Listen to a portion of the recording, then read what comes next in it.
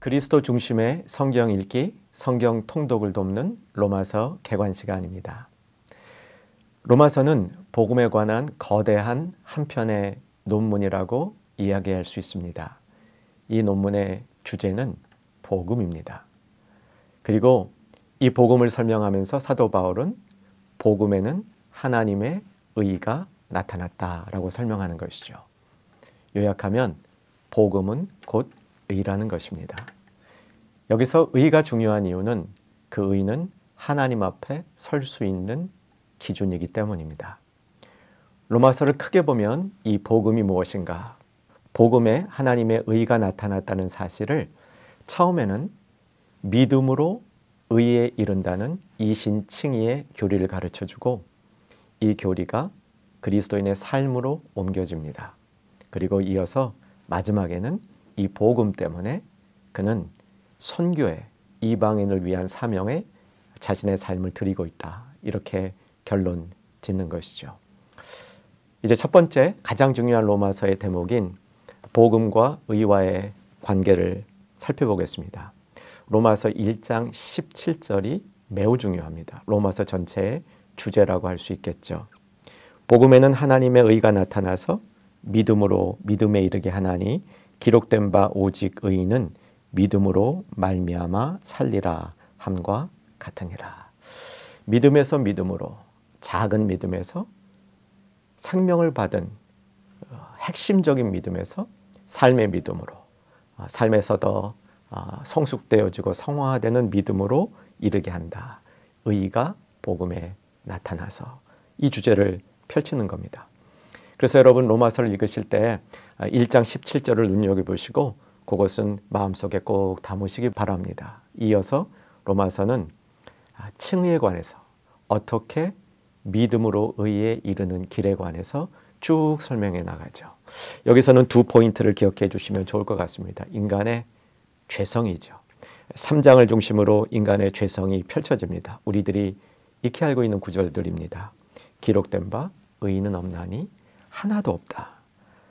하나님을 깨닫는 자도 하나님을 찾는 자도 인간 가운데는 없다. 죄성을 가르쳐 주는 겁니다. 이 죄 때문에 인간은 의에 이르지 못했는데 의에 이르는 길을 믿음으로 얻을 수 있다. 이 과정을 로마서는 특별히 새로운 옷을 입는 과정으로 설명합니다. 그리스도의 옷을 입는 것으로 칭의의 개념을 발전시키는 것이죠. 이제 두 번째 로마서의 흐름 가운데 꼭 기억해야 될 것이 8장입니다. 8장에 가면 우리가 믿음으로 의를 얻는데 꼭 필요한 것이 성령님의 사역이라고 얘기를 하는 것이죠. 구약시대 때는 어떻게 의에 도달한다고 알고 있었냐면 율법을 지킴으로. 그런데 예수 그리스도 안에서 바울이 강조하는 것은 이 의에는 율법으로 이룰 수 있는 방법이 없고 성령의 법으로 이룰 수 있다. 그래서 로마서 8장을 요 관점에서 읽으셔야 됩니다.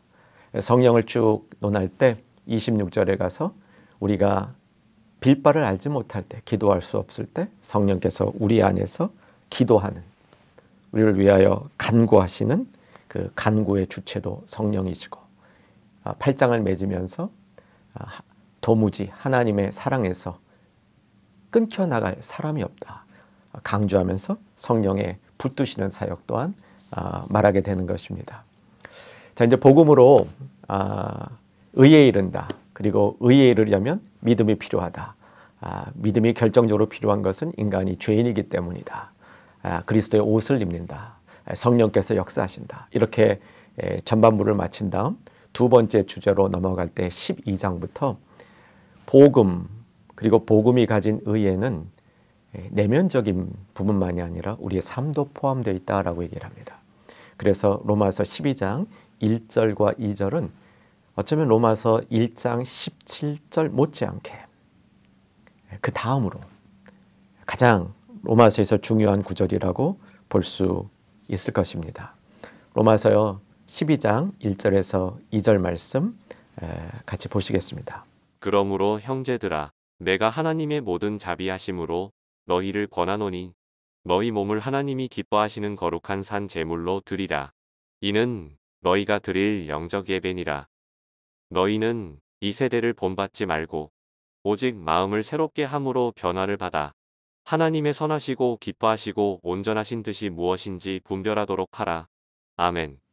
이어서 로마서 13장에 가면 어거스틴을 변화시켰던, 그러니까 죄인된 그런 삶의 모습에서 의를 받은 성도로서의 삶의 모습을 구체적으로 가르쳐주는 장면들이 쭉 나오게 되는 것이죠. 13장을 읽으실 때에는 어거스틴의 회심, 그 회심을 일으켰던 이 말씀이 우리들을 또한 새롭게 해주실 능력의 말씀으로 읽으시면 되겠습니다.